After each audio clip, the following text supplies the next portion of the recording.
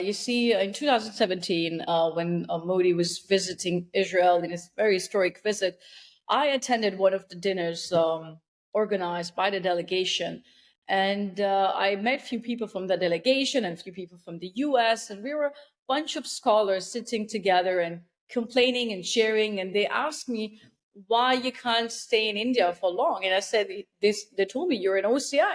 And I said, no, I can't get the OCI card because the law is discriminating me because of my army service. And one of the guys who was sitting with us, he was very surprised with what I said. And he said, tomorrow I have a meeting with Modi and I will definitely going to tell him about this. And I said, yeah, great. You should do that.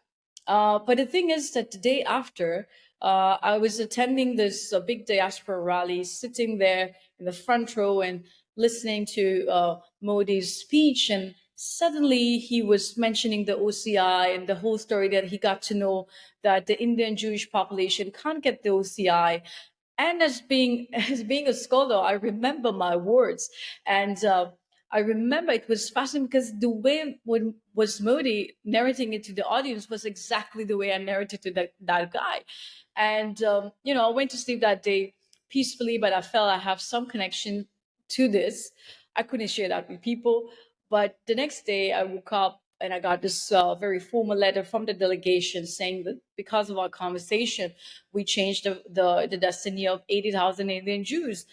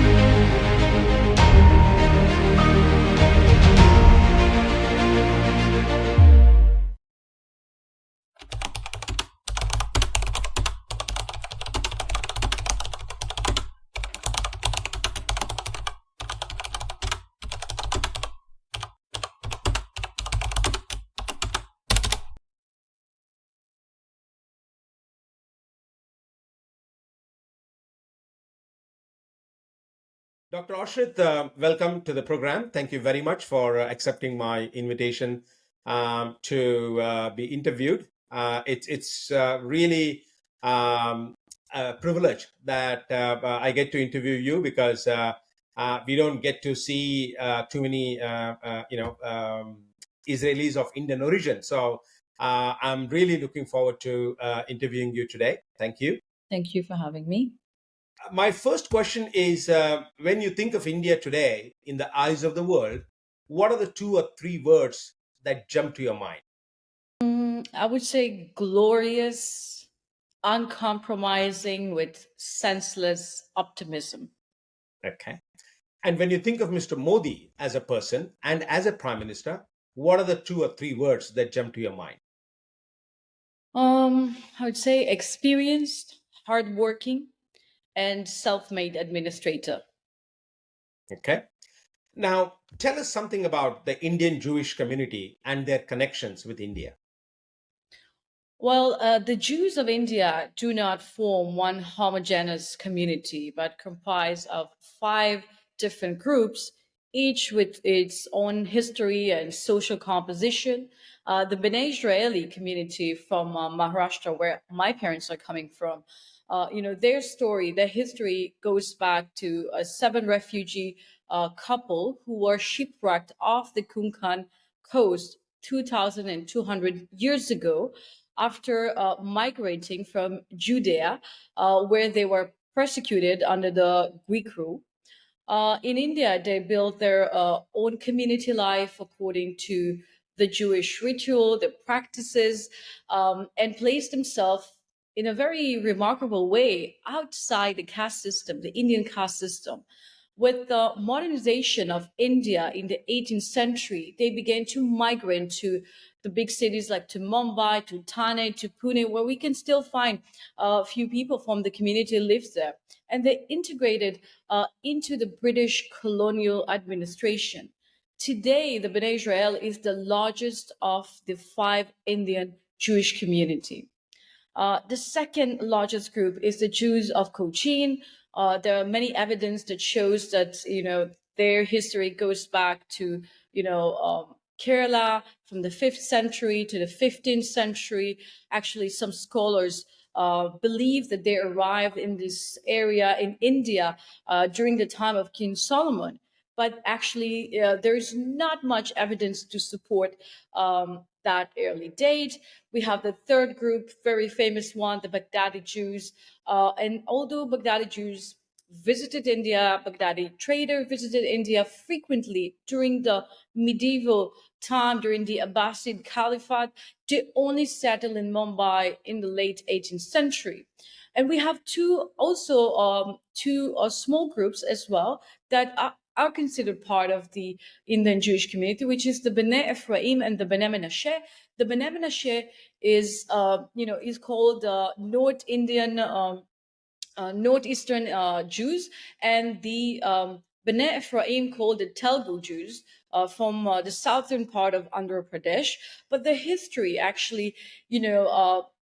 goes back. Their relations are documented, links to Judaism, links these two communities to no more 70 years back. But when the State of Israel was founded in 1948, waves of Jews from these three major century-old Jewish community in India began to migrate to Israel and gradually forming a population of today of 80,000 Indian Jews. um, Only a few people know, about this particular community, but actually, the Bnei Israeli community, the community that I come from, has a very unique story that negates, I would say, the common perception of the community here in Israel, like a community of a very passive, a very quiet community. And if we look at it, if we take a in-depth look, we will reveal a very courageous community, very warrior community that was not willing to hand over its culture asset in the name of the prevailing melting pot policy of Israel at that time. And ultimately, I believe that this community will play a very strong role linking between these two friendly nations, India and Israel. And one of the story and one of these remarkable story that I don't think many people know about is that in November 1951, a group of immigrants from India settled in the city called Beersheba. They demanded from the Jewish agency in Tel Aviv their return to India within 8 days that time, and they would start a hunger strike. And in the late letter, they complain about discrimination against their community in employment, in housing, and medical care, in education. And these new immigrants who had, experience at that time India's struggle for independence and the great upheaval when the British departed. They came to Israel, I believe, equipped with this consciousness of this satyagraha. And in an extraordinary initiative, they use all the skills. They are very new to this country, not speaking the language, the Hebrew language, but they made an effort and they used their English skills and the broad awareness from the British, from the American embassies. Even the New York Times covered the story at that time. But eventually, what happened is that after a few months of struggle, Ben Gurion, the prime minister of Israel at that time, he was fearing the impact on the country's image. And he eventually gave in. And in April 1952, 112 Indian went back to India at the expenses of the Jewish agency because Nehru at that time said, I'm not paying for it. You decided to go back to move to Israel, and we're not paying your back, paying your tickets back. And eventually Ben Gurion gave in and decided to cover the expenses and send them back. And Ben Gurion was convinced that there was no way to change a passive hunger strike's mind. Wow, it's really a fascinating story. I'm tempted to visit Israel to do a documentary just on the Indian Jewish community. Really, something that Indians in general don't know about. So, thank you very much for sharing that story with us. Now, let's come to the topic of this documentary, which is India's foreign policy record under Mr. Modi. And how would you evaluate India's record of international relations and foreign policy, especially in relation to the Middle East in general and Israel in particular, during the Congress Party in India? Well, you see, Mohit, historically, the Indian-Israeli relations was far from close. The Indian nationalist movement was wary of supporting the state of Israel that was established based on a particular religion. They were worried that it could provide legitimacy to their rival Pakistan moral foundations. Uh, Part of India's foreign policy establishment had sympathies for the Arab wars, born out of a shared anti-colonial sentiments. And the political leadership in Delhi was very much sensitive of India's most significant religious minority, the Muslims, who were mostly ill-disposed towards Israel. And despite Israel's persistent effort to forge a close relations with India, India maintained a firm and very clear stance, even under the guise of non-alignment. This period was characterized, I would say, by a very intricate balancing act of India's foreign policy, which sought to, I would say, maintain its non-aligned status while navigating complexities in regional politics. Okay. Now let's come to the next period of India's governance after the Congress government. Under Mr. Modi's leadership, how have India-Israel relations evolved, and what impact has it had on both countries' strategic interests, particularly in technology, defense, and agriculture? Well, after Prime Minister Narendra Modi elections in 2014, we saw how India declared publicly what it was already doing in private. It reciprocated the strong support it had received from Israel and did so openly by becoming more supportive of Israel's hard response to terrorist attacks, for example. So India was trying to, you know, dehyphenated its Israeli and Palestine policies. But Modi underlined this by making a separate state visit to these two countries, by the way, in 2017.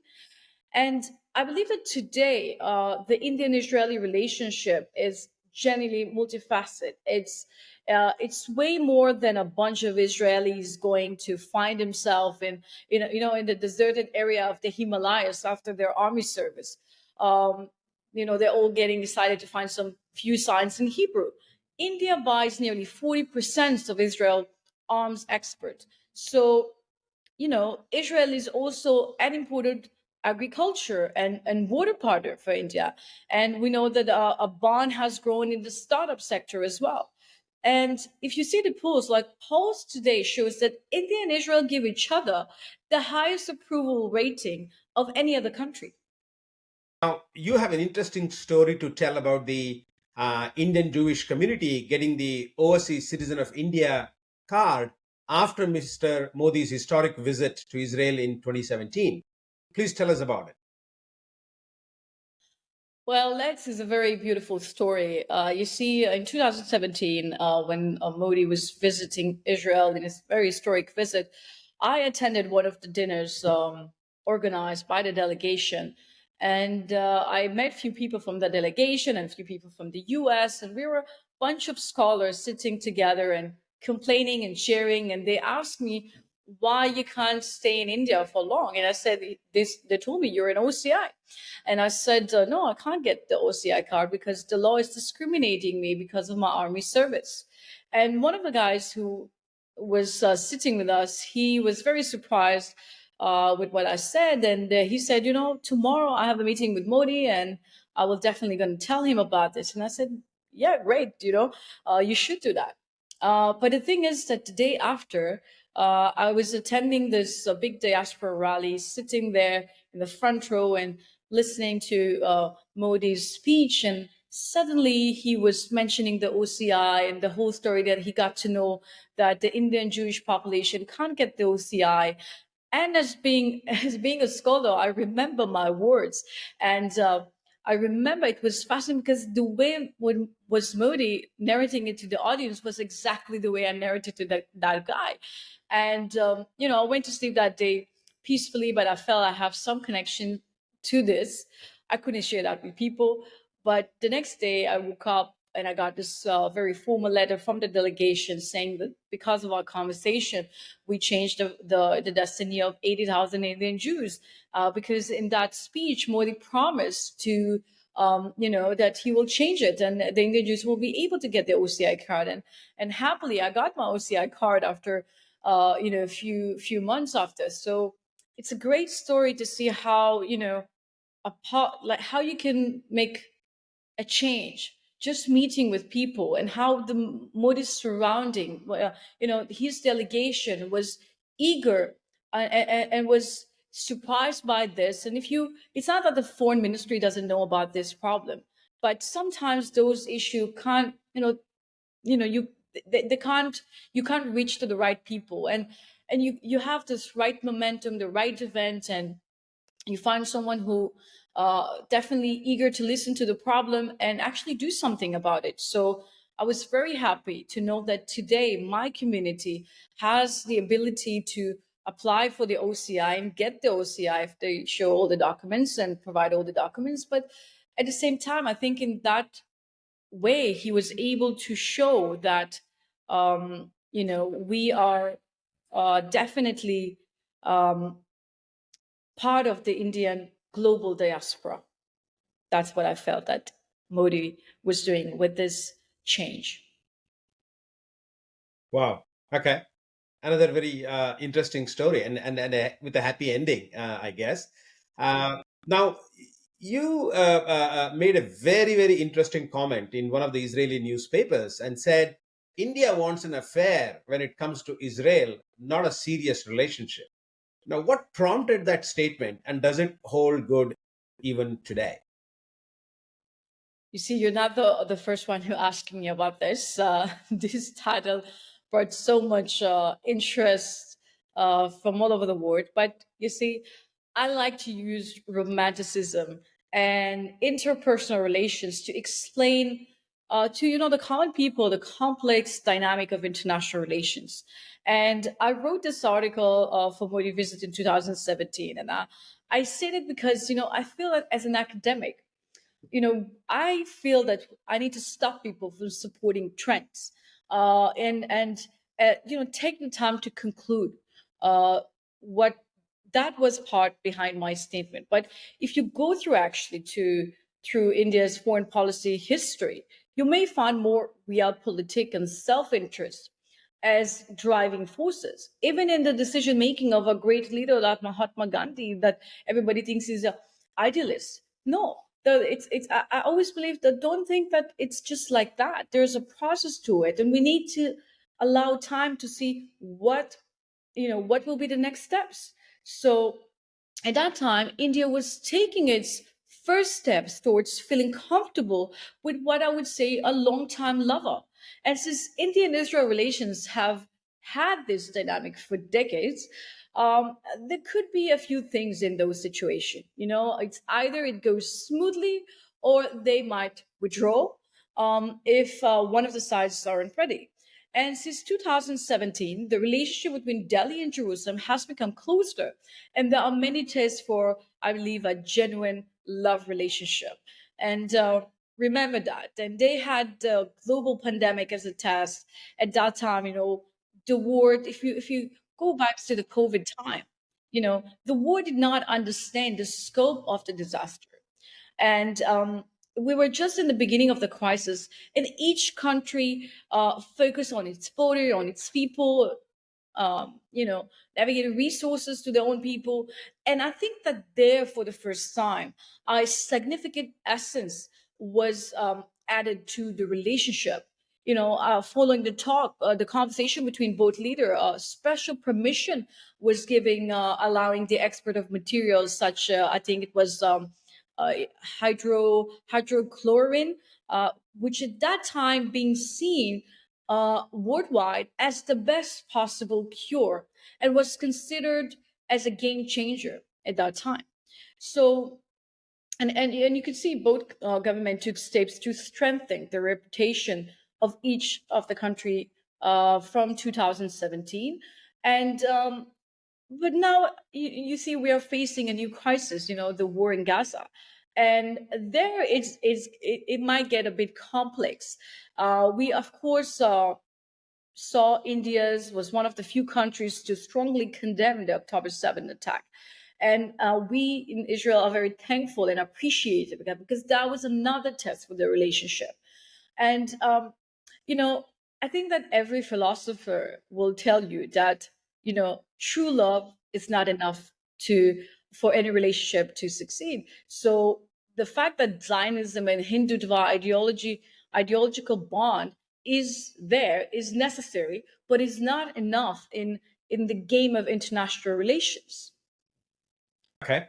I think that metaphor very powerfully kind of puts that whole historical context in the India-Israel relationship. And after the Mumbai terror attacks, including the synagogue, I think Indians and Israelis really came together and started bonding pretty well.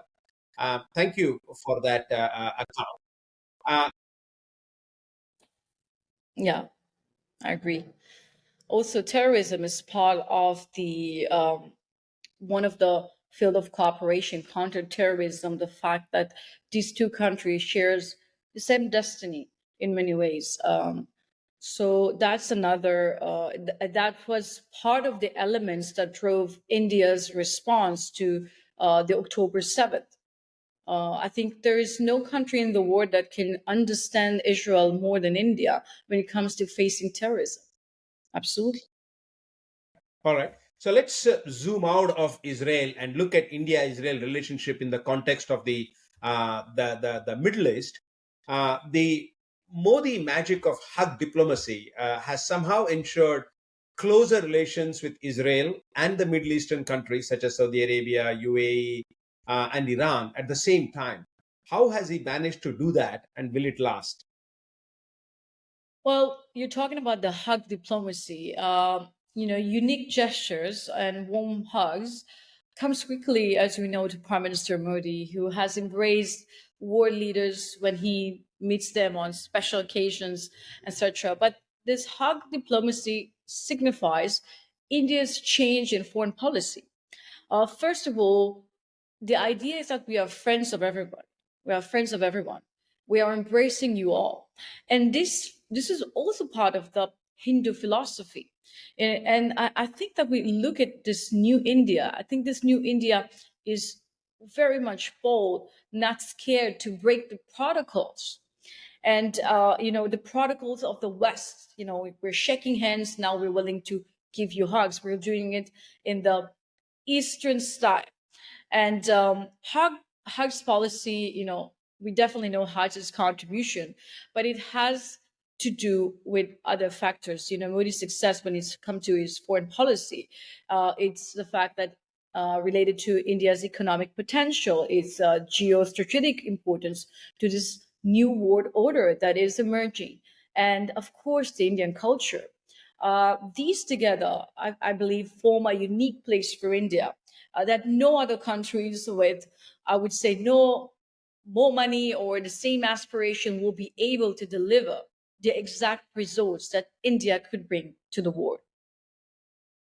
Okay. Now, India has aggressively pursued economic diplomacy through initiatives such as Make in India, and by seeking greater engagement with the Gulf Cooperation Council countries and Israel. How effective do you believe these efforts have been in repositioning India on the global economic stage? Well, the Make in India initiative was launched to promote manufacturing, attract foreign direct investments, and boost job creation in India, which is very important for the future with young population. But while the initiative has faced challenges, as we know, as the bureaucratic red tape and infrastructure deficiency, so it has successfully, I would say, attract foreign investments and foster a more business-friendly environment. India's engagement with the Gulf country, for example, you mentioned the GCC countries, there are significant energy imports and remittances sourced for India, but it's also these countries had been instrumental in strengthening the economic ties and promoting mutual interests for India. So bilateral trade and investment between India and the GCC countries has grown significantly in recent years, and there will grow significantly in the future. Okay.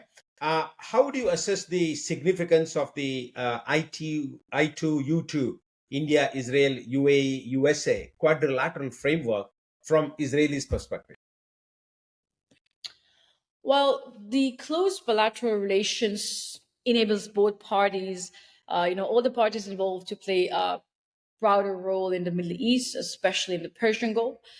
This is increasingly evident from, the participation of what we see the ITU2 designed to limit China's influence as well in the region and reassures the allies of the enduring U.S. commitment to this area. If we look at the Israeli side, there is no doubt that the Israelis are happy to be part of this initiative. Many would say it was actually an Israeli idea following the trilateral cooperation between Israel, India, and UAE. So the ITU2, by the way, it fits very well with the Israel attitudes to foreign relations right now, because the Israel Foreign Ministry call it geometric diplomacy, where Israel creates sub-alliances such as with Greece, Cyprus, and the Visegrad countries, and uses its strength in innovation to cement those ties. Historically, Israel, has always been at I would say at a very disadvantaged place in the big multilateral organizations such as the UN until today, and we can't fight as Muslim or a bloc, but Israel is definitely interested in a platform like minilateral platform like the ITU2, where it can show its power, contribute its power, translate its power, and engage and affect its neighborhood. Okay. Let's stick to Middle East just for a little while because that's one of your specialist areas. Uh, how do you see India's recent initiatives on India, Middle East, Europe economic corridor against China's decade-old Belt and Road Initiative? Well, this corridor is a significant strategic move, no doubt about that. It enhanced, for example, if we look at it from the India perspective, it enhanced India's connectivity with key regions like the Middle East and Europe, and strengthening its geopolitical position. These moves, if we look at it, allows India to be more active in shaping regional economic dynamic and infrastructure development, effectively countering China's dominance in those regions as well. As we know, China is very eagerly investing money in these areas. And crucially, this move is not a standalone action, but a part of what we call India's broader Indo Pacific strategy. This strategy aims to promote connectivity, economic growth, and stability in the region. And by investing in infrastructure project that connects the Indian Ocean with Europe through the Middle East, India can bolster its influence and effectively counterbalance China's assertive, actions in the region. I believe that this also corridor, if you look at it, it allows India to compete with China and to gain leverage when it comes to the South Asian countries, South Asian influence, I would say. By offering alternative infrastructure development initiative, India can challenge China monopoly over infrastructure projects in the region in South Asia and provide South Asian countries with more options for economic cooperation. Um, I think that most importantly, this corridor could lead to a promising increase in multilateral cooperation among countries in the Middle East, Europe, Asia, and by collaborating on infrastructure in economic development, these countries, all countries involved in this project, including Greece and including Israel and US, and of course UAE, these countries can collectively reduce their dependence on China and strengthen the regional ties.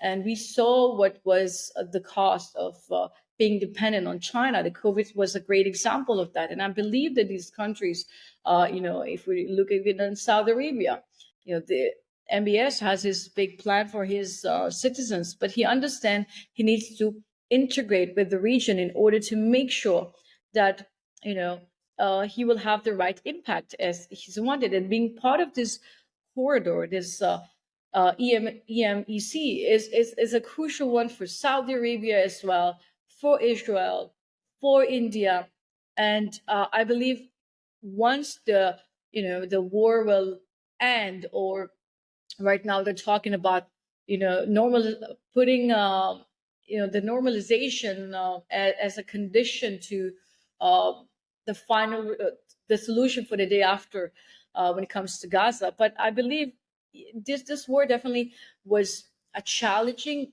definitely postponed this, but it will not put an end to this uh, regional global initiative, because there's too much involved, too many people, too many. These countries has interest in this corridor, and nothing will stop it. It might take time. We'll have some hurdles, but eventually we will have this economic corridor. Okay, all right. Now, on that note of optimism, I'll come to the concluding set of questions. Um, Going forward, irrespective of whichever government in India comes to power after the May elections, how do you see the potential of India-Israel relationship moving forward? Um, you see, India and Israel have developed a robust strategic partnership characterized by the defense, technology, agriculture, and counterterrorism cooperation. This partnership is expected to deepen further, with both countries recognize the mutual benefit of collaboration in areas of strategic importance. Defense and security cooperation between India and Israel has been the cornerstone of this relationship, and it will continue to be. Both countries are also engaged in joint military exercise, defense procurement, and technology transfer. As security challenges continue to evolve, there is a potential for enhanced collaboration in areas such as cybersecurity, intelligence sharing, etc. I believe that also the field of food technologies is also a very exciting platform for collaboration. Israel is one of the leading countries in the fields of food technology. It is ranked high globally in terms of ability to provide sophisticated technological solutions to deal with challenges of food supply chain, for example. So the range of innovation capabilities in the field, if we look at it, the agri-tech or the food tech in general, so is wide and varied, and that also includes sensors in soil, plants, uh, new UAV, autonomous robots, culture meat, alternative protein, smart irrigation, and of course there's a big data analysis and all that. So, and if we look at this in India, agriculture account for 70% of the country's GDP. So India still has many challenges. If it's the small plot of Indian farmers, excessive use of chemicals, inefficient use of water, limited access to credit and also insurance. And I believe that Israel can provide solutions to the local agriculture and increase its profitability. And that goes, that's also aligned with India's idea to be the uh, breadbasket of the world and provide that. So we can help India to be there. We can help India with defense. We and I always tell that to my clients, if it's the defense companies, I believe that the notion that most Israeli companies had during the last few years, it was more of a bias seller. And everybody was complaining when the Made in India was introduced, but I told them you must see India as you must see yourself not just as selling weapons and ammunition to India. You must see yourself as helping to build the next Asian superpower. That should be the perspective that should lead negotiation around the table. So um, I believe that we can help India to achieve that, and also achieve that when it comes to agriculture, the food security of 1.4 billion people. Uh, Israel can be a crucial part of that, and also India's vision to export food and to the whole world. We can help India to achieve that. Mhm. Now, apart from the defense ties, which, as you said, will continue to grow, what Israel has achieved in the desert of the Middle East, turning it into a food basket, is really remarkable. Despite turning the adversity into an opportunity, is something that India can really learn from Israel. And I hope that agricultural cooperation, as you very rightly said, will continue to keep moving.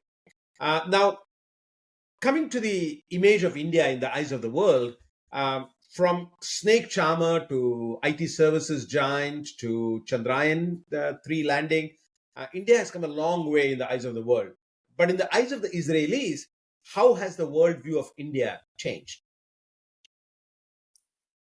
See, today the world view India as a country that represents the future. But I will tell you something about Israel, regarding this changing perception of India. I believe that all the changes, they were there. India was able to make um, a difference in the West first, and even in the Middle Eastern countries first, until it was able to made a change when it comes to its perception in Israel. And for many years, India was, of course, buying arms from Israel for millions of billions of dollars. Some scholars, some people, of course, in the ministries may have understood India's importance, but a fundamental change happened only when Modi was visited when Modi visited Israel in 2017, and of course the following visit when Netanyahu was visiting India. Just imagine, I remember that this royal entrance of Netanyahu in the Rashtrapati Bhavan had been perceived in Israel like something resembling, the great entrance of things, of kings, that Israel probably saw on Netflix TV series like Game of Thrones and something like that. And it has an impact being a country in a hostile environment and faced with the war's hypocrisy. Being welcomed like that by a government that the public doesn't know much about was a mysterious and appealing to the Israeli eyes. And then they start exploring, oh, India is different nowadays. It's not just like that. But I'll tell you a story. When I was a young student back then, I remember I used to negotiate, my articles with editors because they're always like, I was like, told them we need to cover what is happening in this part of the world, and that time India's perception was very Eurocentric. We cover what happens in Europe, what happens in the U.S., but I had to push them and tell them we need to cover that. And the question that I hated the most was the question how is it related to Israel? Not everything is related to Israel, I'll tell you that. But you, as a small country in the Middle East, should be aware of what's happening in the other side of the world. And I believe that nowadays people today are more aware of India, but still the notion is a bit of a third world country, full of beggars. That's what most the public. But the more educated you are, then and I think it's related also to the economic status, social economic status. Then you nowadays you are able to perceive India with much more respect, and I believe it's part of changing this perception. Both countries nowadays are engaged in enhancing their culture, the tourism between both countries. So if we're gonna have these initiatives, I think in the long run we will see that Israel is becoming the biggest fan of India uh, than anywhere in the world. Okay. At the people to people level, you talked about the tourism potential and increasing number of Israelis visiting India. So, from people to people level, how has been the experience in terms of cultural connectivity? Seeing the goodness of people. Do Israelis see India as a old civilization worth visiting? I think you see the problem is that most of the perception of Israelis is based on the stories of backpackers who travel in. I told you in in villages, remote villages in India, and they come back and they tell the story to their family or to their friends, and people think this is India. Uh, I I think, and this is part of the thing that the government should do, is encourage young people to go and explore the culture of India, the Asian civilization, not just uh, go there to for a vacation. Like take it should be like part of this, plan organized tours that we have to Europe. That it's very common to find these trips. It should be easy to find these kind of trips to India, and I believe that this is what needs to be done. But I think that it really depends. The people who are involved, who are scholars, who research India, as they know the history, they know the culture, so they have more respect for that. But I don't think it's. I think the common man has little knowledge about India as a Asian civilization. Um, and I think it's the same thing. If you go to India, not many people know about this, the Bible, our mythology, our stories. And same here, people here don't know about the Mahabharata or Ramayana, and the basis of the Hindu civilization, the Indian culture. So I think there's so much thing to be done when it comes to educating the public on both sides about the Asian cultures. Dr. Jaishankar, India's foreign minister, talks of India as Vishwamitra, the friend of the world. In whatever economic, social, cultural initiatives that India is taking, and I think in realizing that aspiration to be the friend of the world, I think people like you, Israelis of Indian origin, indeed play a very very crucial role in forging that relationship ahead. So, I think I consider myself fortunate to be interviewing you today as part of that kind of Indian diaspora, being the ambassadors of the country to the rest of the world. So, Dr. Oshrit, thank you very much for spending time with me today. Fascinating. And I look forward to continuing that conversation in future programs. Thank you, Mohan. I just want to say one thing. You're talking about the, Vishwamitra, but you need to remember that Rishi Vishwamitra was not a Brahma by birth, but a brave warrior first. And if we're talking about India's perspective, if India wants to be a true friend, not just friends of everybody, but a true friend with a value to the relationship, India must become the warrior before.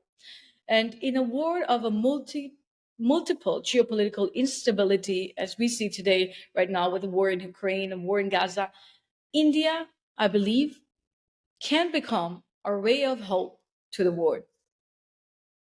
That's a very well considered and well intentioned statement. On that very positive note, thank you very much for taking part in this interview.